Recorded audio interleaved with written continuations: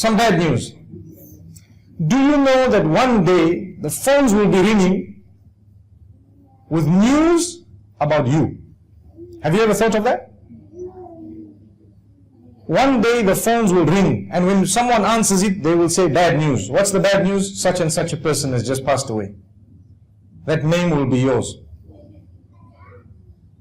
You have to think of this. We have to, because every time we get news, we see a message, such and such a person passed away, we say, Inna lillahi wa inna ilayhi raji'un. May Allah grant them Jannah and so on. One day, the name will be mine and yours. We cannot run away from that. This is the plan of Allah subhanahu wa ta'ala. This is the way that Allah subhanahu wa ta'ala has kept it. Every single one has to go through the door. Everyone has to go through the door. We know the common saying that says, Al-mawtu babun wa kullu nasi dakhiluhu. Death is a door that every single person shall go through. So, some people look at it and they are very fearful. I don't want to die. But even if you don't want to die, you're still going to die. So that's not an option.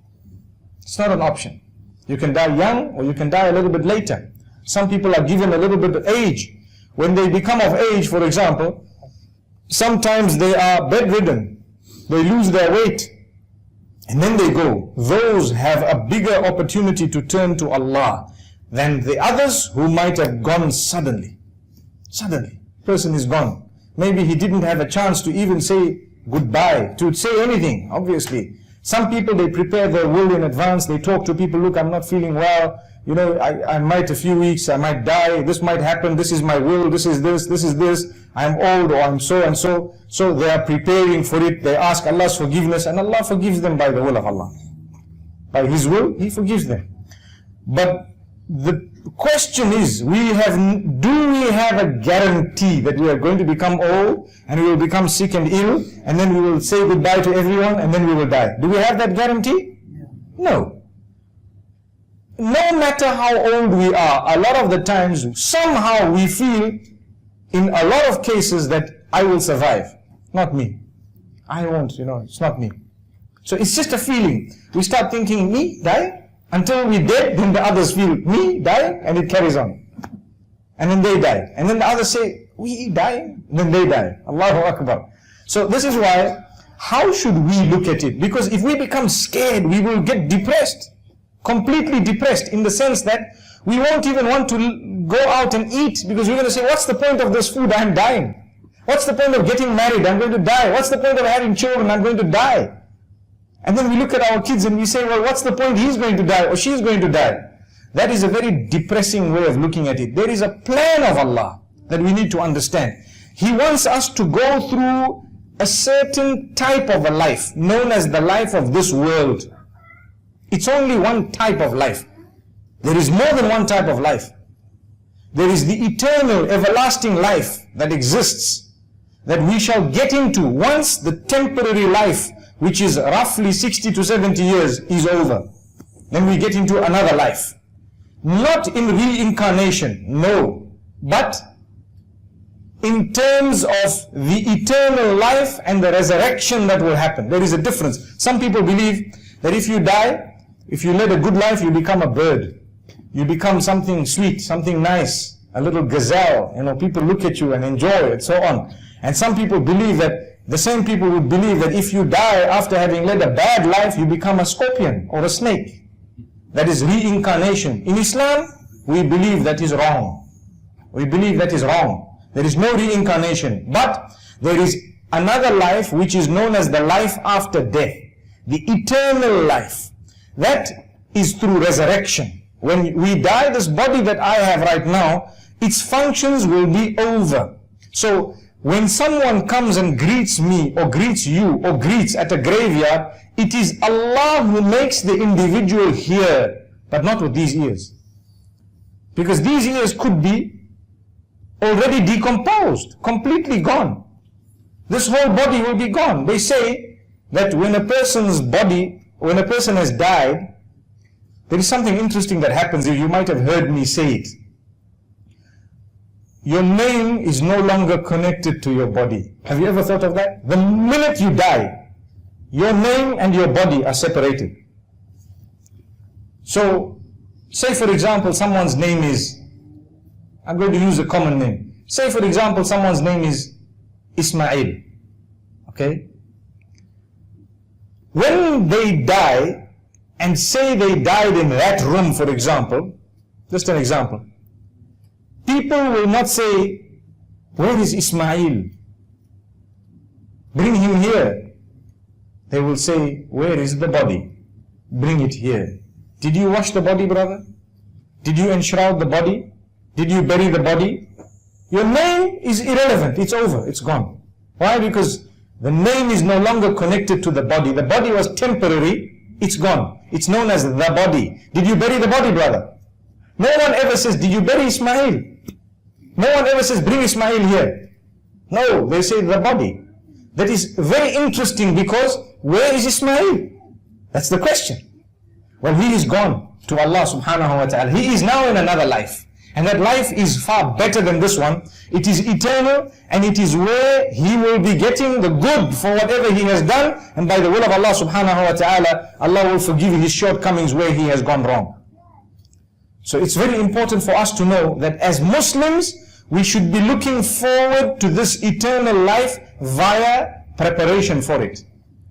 How do you prepare for it? This afternoon I spoke on truthfulness and how to be truthful to yourself, truthful to Allah and the Messenger, and truthful to those around you, and truthful to what you claim you believe.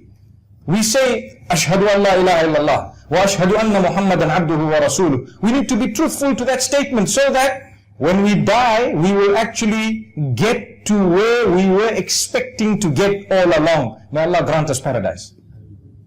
So it's a very important topic, because many people fear it. You know, the topic of death is not an easy topic to talk on, because it's very dear to the heart.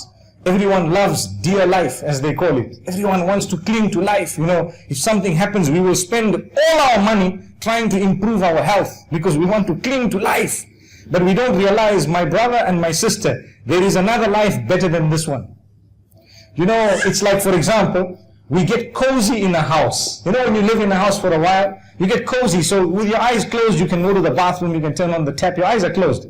And you enjoy the shower, for example, you have everything set. You know, you can get into your bed, you have a beautiful sleep, you know everything because you like the house. You've been staying in this house for 20 years. So a lot of the times it happens with the women, with the sisters, that when the husband says, look, we're buying another house, a big house, depending, if they are very comfortable in this house, they will say, we don't want to shift. And the husband has to market the idea to say, you know what, there is a better kitchen. Oh, that's a good one. You know what, there is a lot of facility. You know what, it is like this, it is like that. And you're marketing this beautiful house. In it, there is a fountain, you know. There's a little fish pond as you walk. You know, there's a bridge that comes, and there are lights, and there's this. And then he will take you there, and he will show you. And even if you're thinking to yourself, and we're going to move everything, we're going to do this, we're going to do that, and so on. And in your heart, you don't want to shift, because to you, your house is comfortable and cozy, and everything is good. And somehow, he might come and say, listen, we are going. Oh, what a husband, mashallah. We're going.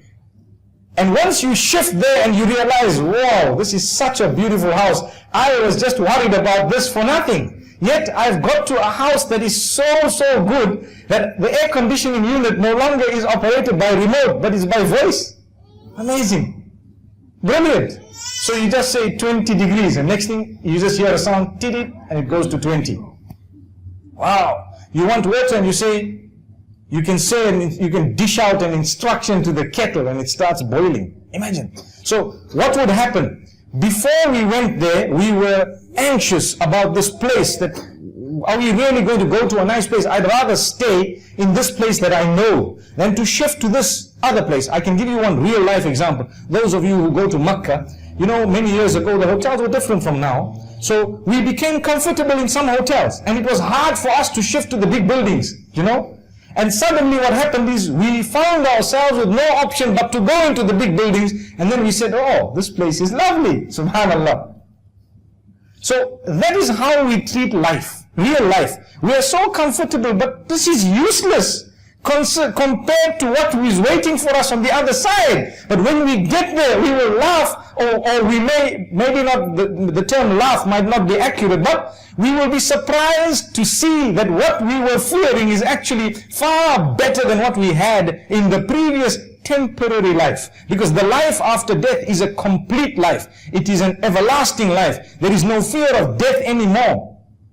A lot of the fears that people have are gone. And you know what? You get yourself to a good place known as paradise, and there you look like what you want to look like.